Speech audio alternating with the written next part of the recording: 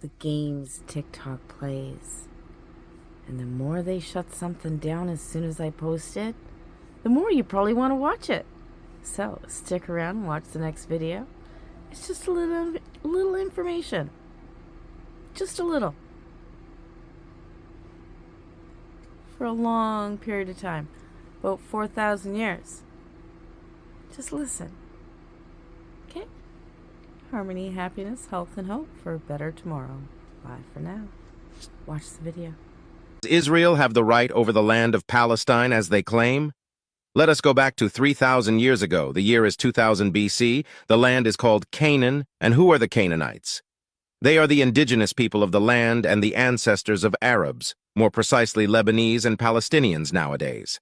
This is the same time when Abraham, the father of the three monotheistic religions, migrated from Haran to Canaan. Fast forward 200 years, Jacob, also known as Israel, the son of Isaac's son of Abraham, was born and had children known as the children of Israel. Until this point in time, no kingdom was established, and they are only considered as tribes, and the land is still called Canaan, but controlled by Egypt. Around 1500 BC, Prophet Moses came and tried to enter Canaan with the children of Israel, but failed.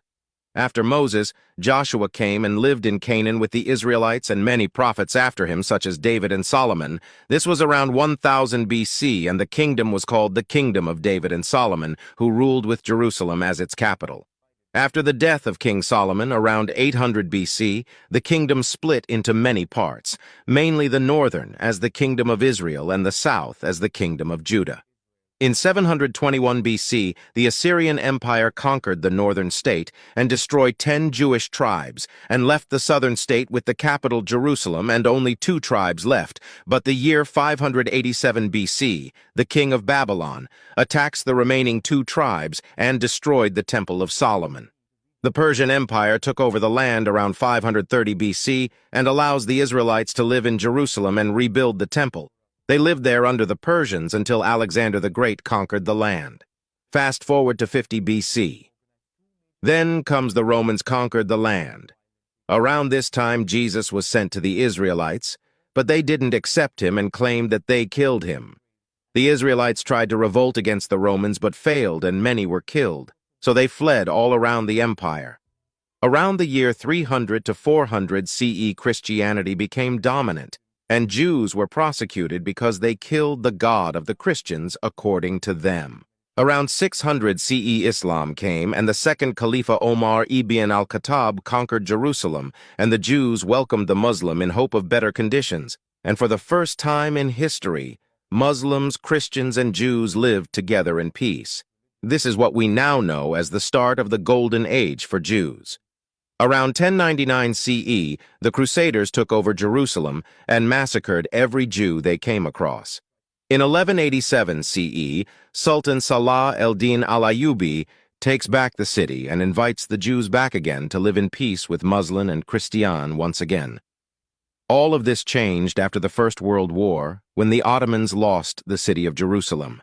The land was called Palestine, and the British, for some reason, promised to give it to Zionists, even though it doesn't belong to them. The Zionist movement then started prosecuting Palestinians and building illegal settlements after the Palestinians welcomed the Jews that were running from the prosecution all over the world. Since then, the invaders, also known as Israel, keep expanding and taking over Palestinian territory, claiming it's their right, even though the Palestinians are the indigenous people and their ancestors are the Canaanites, who were there even before Abraham, let alone Jacob, the father of Israelites.